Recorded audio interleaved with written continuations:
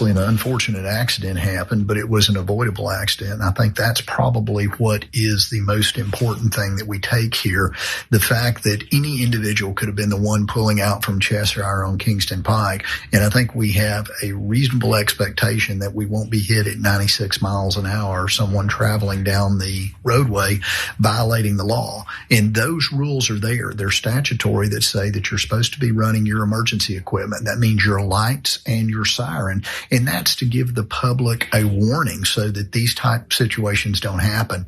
And, on behalf of the Luna family, I mean, obviously we want to make sure that not only that they receive recompense and redress, but also that this doesn't happen to other people in Knoxville or in surrounding areas or really anywhere. I mean, it's a tragic loss of life, and it was just something that didn't have to happen.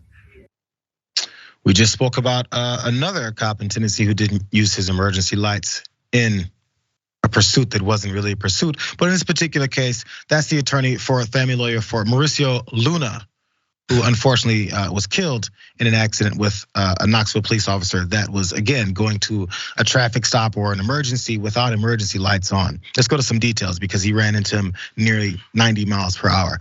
So Klingmann and officers Jasmine Reed and Adam Rosenbaum were speeding to a call about a potential burglary at 3 a.m. on August 13th when the crash happened. None of them had their emergency lights or sirens on, which is against state law and department policy.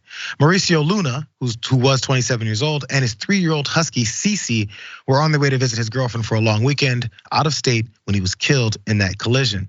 The officers were traveling from a spot near West Town Mall to S&S Cafeteria, responding to a call about an in-progress burglary. A caller reported seeing 2 men trying to get into the business, one possibly armed with a crowbar. Reed was the first to pass Luna as he waited to turn left onto Kingston Pike from Cheshire Drive. Klingmann trailed Reed by 100 yards and Luna never saw him. As Luna tried to turn left onto Kingston Pike, Klingmann slammed into Luna's driver's side door at 81 miles an hour. That's according to DA report. Luna likely died instantly and he was pronounced dead at the scene. A little bit more, Ray, because the Knox County District Attorney, again, just like we mentioned before, found a way to blame the victim here. So DA's office said that although Klingmann was traveling exceptionally fast and didn't have his lights or siren on, as we just mentioned earlier, is against policy, these two factors, quote, did not create a risk of such a nature and degree that injury or death was likely and foreseeable. Maybe they should change what they think foreseeable likely death is, because in this particular instance, it resulted in just what you couldn't foresee. Maybe your foreseeable future needs to go through a bit of a reset. Continuing. The DA's office also put some of the blame on Luna, saying that, quote, when he failed to yield and pulled out directly in Klingmann's path, he created the likely and foreseeable risk of death. So it was his fault for not realizing that a cop was speeding down the middle of the street with no lights or siren on at 81 miles an hour. And maybe he shouldn't just pull out in the middle of the street and make a normal left turn like any other citizen would. What are your thoughts, Ray? Yeah, I've gone to law school, so I think that the DA's statement there, and this is a proper legal term for it, is complete BS.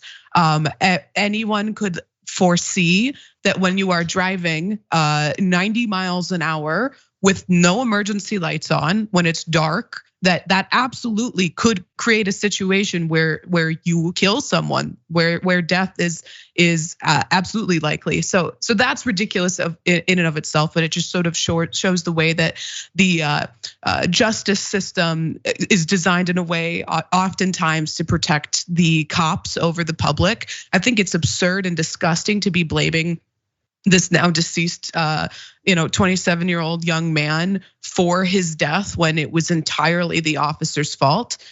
I'm sure he was not able to gauge how fast the officer was traveling. He didn't have his emergency lights on. Why would he expect that person to be going 90 miles an hour? It's extremely sad, and there's just so few ways to hold police officers accountable. Prosecuting them is one of them, and when DAs refuse to do that, when they use their prosecutorial discretion, or when they just sort of use their legal reasoning to vindicate them of any crime, when it's pretty transparent that they were guilty, it's just one of the ways that the system is entrenched in this police protection at the expense of citizens. We've seen the circling of the wagons that tend to happen. So really fast graphic 7, because after this, again, as from the police video we just did before, they make sure they protect him and lie in the face of reality. So Klingmann was temporarily placed on administrative leave, but returned and had since been on active duty, though not on patrol, after the wreck, as Knox News published multiple reports about the incident. He was never pulled from active duty. Also, Klingmann resigned, though, on Tuesday, as KPD spokesperson Scott Erland confirmed Knox News' reporting and said that Klingmann was found to have multiple Class A violations of department policy, which can lead to termination at the discretion of the chief, or at the discretion of the chief after the heat gets a little bit too hot on them and seeing the multiple Class A violations. How come those previous Class A violations didn't get him fired before he killed someone? Because they didn't care. That's why.